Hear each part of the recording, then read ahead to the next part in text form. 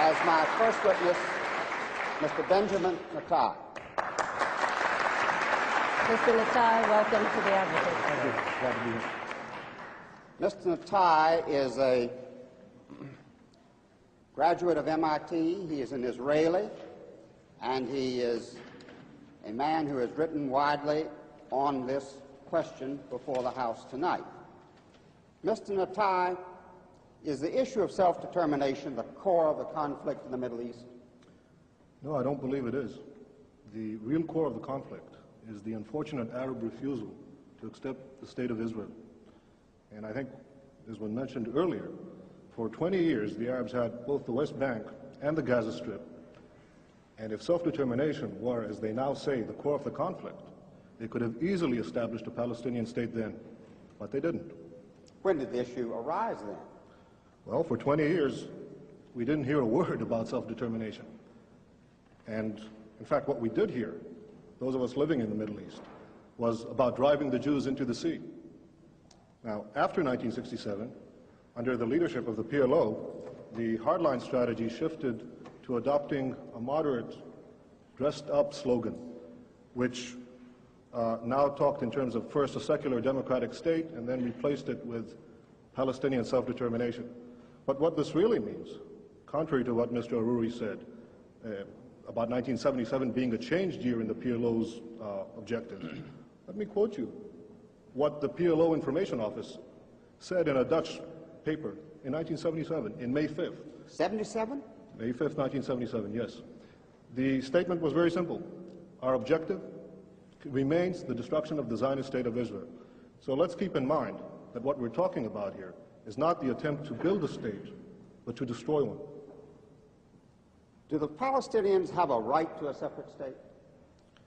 Well, Mr. Ajami has been talking about human rights.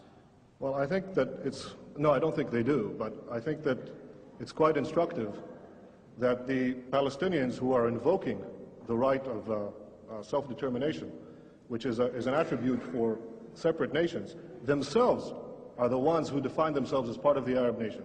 Now, no one is denying that there are Palestinian Arabs. There's a very distinguished Palestinian Arab sitting right next to me. But the Palestinians themselves, in the Palestinian National Covenant, the very first article, say that the people of Palestine, quote, are part of the Arab nation. Well, let's look at the Arab nation. It has 21 states, an area roughly the size of the United States, and 1/6 of the entire world's wealth. Now, add to that the fact that there already exists a Palestinian state, and that is Jordan, 60% of whose population is Palestinian. I think it's quite interesting that Yasser Arafat and King Hussein, who are bitter enemies, agree on one thing, that Jordan is a Palestinian state. So what we're talking about is a demand for a 22nd Arab state and a second Palestinian state. What should be done with the Palestinians on the West Bank? There's a problem, so what should be done about it, in your opinion? Well, I think that the Palestinians in the West Bank are going to be offered the full human rights, the full civil rights, as no Arabs are offered in the Middle East. No Arabs whatsoever have any full human rights or the right to vote for their own government. Those Arabs who lived in Israel in the pre-67 boundaries are the only Arabs in the Middle East who offer that right, and I'm all in favor of having the same Arabs living in the West Bank and the Gaza Strip being offered such a right in the final peace agreement. Can we have peace in the Middle East? Very briefly, please. Yes, I sincerely hope so. Look, I'm 28 years old. I've had to defend my country in 2 wars and in many battles. Nobody wants peace more than Israel. But the stumbling block to the road for peace is this demand for a PLO state, which will mean more war, which will mean more violence in the Middle East. And I sincerely believe, if this demand is abandoned, we can have real and genuine peace. Thank you. One of the things that I think is unique about Israel, in terms of all America's allies, is that it is perhaps the only one who has taken care of itself so far. And I would think that America, in fact, it's not a one-way street, Israel taking from the United States. Israel is giving the United States an extraordinary bargain in the Middle East. It's the one stable democratic ally which the United States can count on. Mr. Natai, inasmuch as you're a Zionist and are committed to a Jewish state, given the fact that demographic predictions tell us that there will be an Arab majority within the current borders of Israel, does this not challenge the foundations of the very state which you are committed to? I know of the latest figures, population figures, that actually show a decrease in the Arab birth rate, particularly in the West Bank and the Gaza Strip, as a result of the higher education and the universal education for women that didn't exist prior to Israel, prior to 1967. Now, if you ask me, would I reject Palestinians or Arabs living in our midst? Ridiculous. Of course not. They're citizens of Israel. If they... No, I'm talking about the West Bank and Gaza. You see, we're still going back to the core of it. Yes, I agree. Whatever will be the final arrangement, these people should be free to multiply as they wish. I think that it is written in the Bible, multiply and be fruitful. I think these people should have that right. I'm not going to start enforcing a birth control program under any circumstance. Thank you. With that biblical injunction, I will turn to Mr. Abram. One more question to Mr. Netanyahu. Mr. Netanyahu, since the subject is what should the United States do, may I ask you if you could summarize why, in your opinion, the United States should oppose the creation of a PLO state? I think the United States should oppose the creation of a Palestinian state for several reasons. The first one being that it is unjust to demand the creation of a 22nd Arab state and a second Palestinian state at the expense of the only Jewish state. I think it also would defeat the hopes of those moderate Palestinians who genuinely want to reach a peace accommodation with Israel. Thank you. Mr. Jami, another question. Mr. Netanyahu, as someone who would say that you believe in democracy, do you believe that Israel can continue as a garrison state and still remain a democratic state? Mr. Ajami, either you didn't hear what I said before, or for your benefit, I'll repeat it again. No, Israel does not intend to remain a garrison state. Israel wants to live in peace and wants to be secure. If that involves maintaining military guarantees, our own military guarantees against the destruction of people who surround us, yes, I believe we should fight for our survival. If I have to, I'll fight again, but I hope not to. Thank you. Thank you, Mr. Gomez. Mr. Natal, thank you for joining us. Peace can only occur if the ultimate resolution allows Israel to defend itself against threats, and that Israel's security will remain paramount in U.S. Evaluations of any prospective peace deal. I said that yesterday in the speech, and I continue to believe it. And I think that it is possible for us to shape a deal that allows Israel to secure itself, not to be vulnerable, but also allows it to resolve what has obviously been a wrenching issue for both peoples for decades now. I also pointed out, as I said in the speech yesterday, that it is very difficult for Israel to be expected to negotiate in a serious way with a party that refuses to acknowledge its right to exist. And so that for that reason, I think the Palestinians are going to have to answer some very difficult questions about this agreement that's been made between Fatah and Hamas. Hamas has been and is an organization that has resorted to terror, that has refused to acknowledge Israel's rights to exist. It is not a partner for a significant, realistic peace process.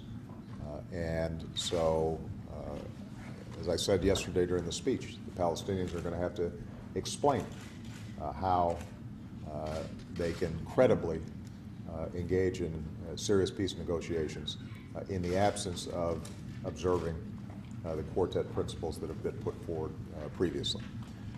So overall, I thought this was an extremely constructive discussion.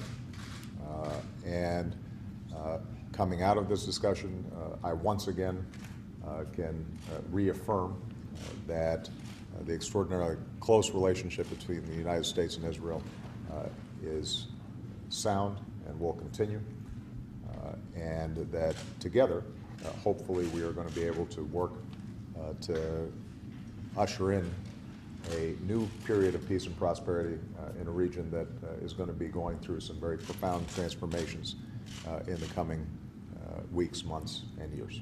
So, Mr. Prime Minister, welcome. Great to see you. Thank you very much.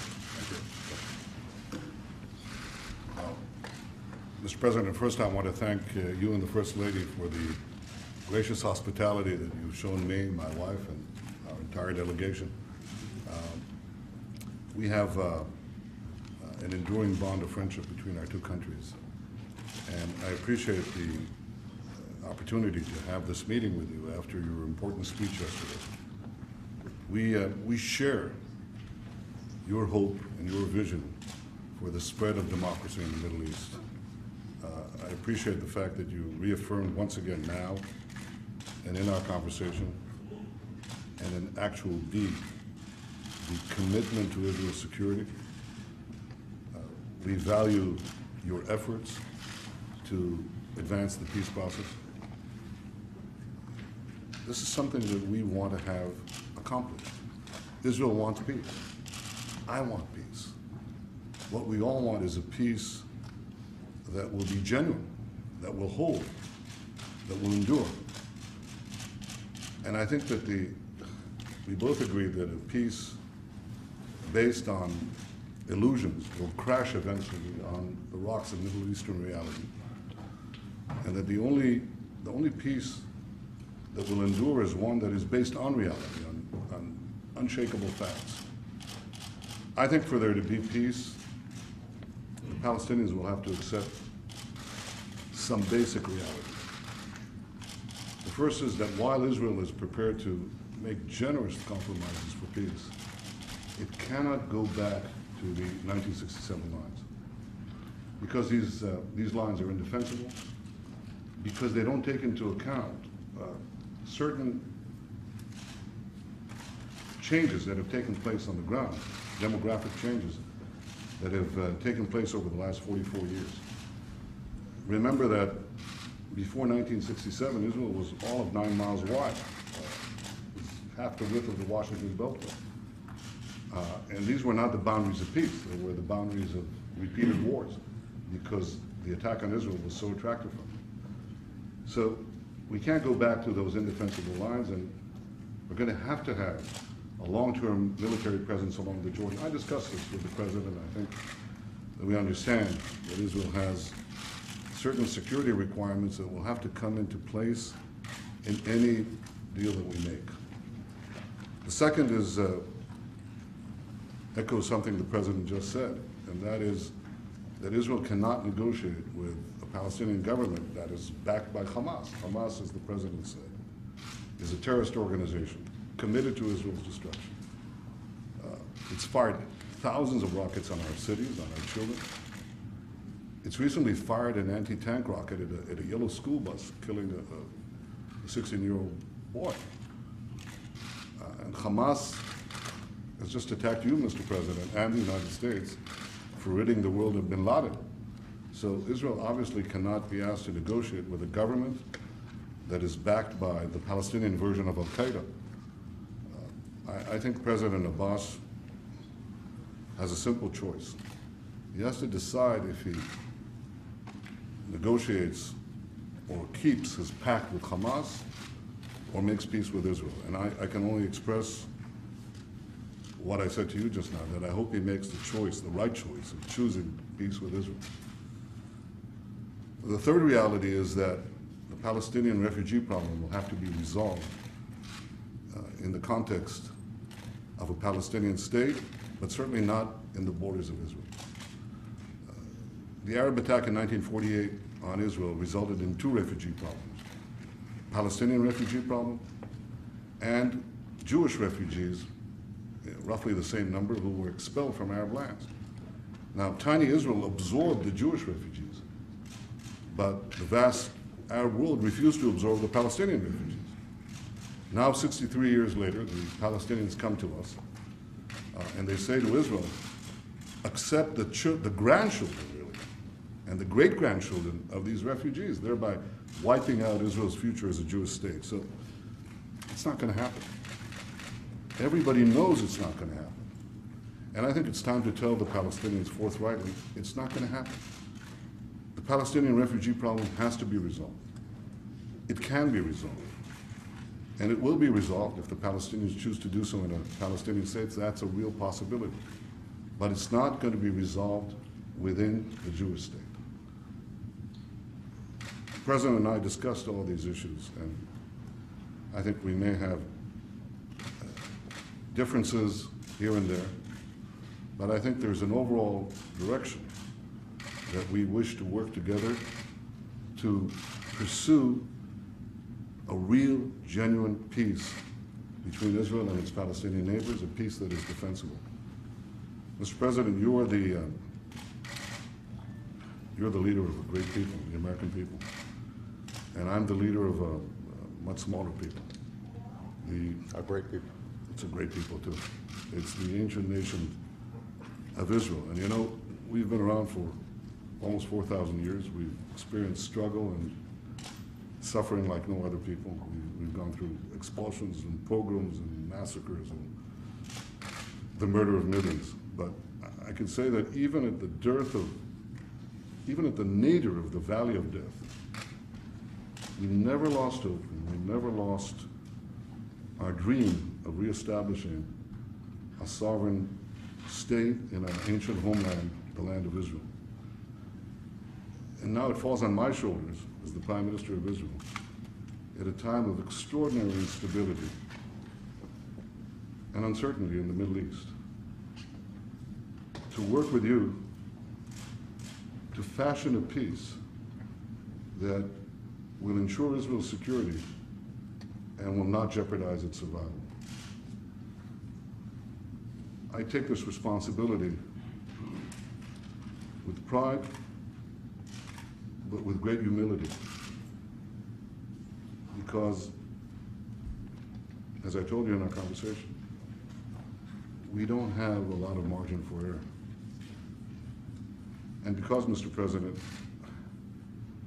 history will not give the Jewish people another chance. So in the coming days and weeks and months, I intend to work with you to seek a peace that will address our security concerns, seek a genuine recognition that we wish from our Palestinian neighbors, and give a better future for Israel and for the entire region. And I thank you for the opportunity to exchange our views and to work together for this common end. Thank you, Mr. President. Thank you. Thank you very much, guys.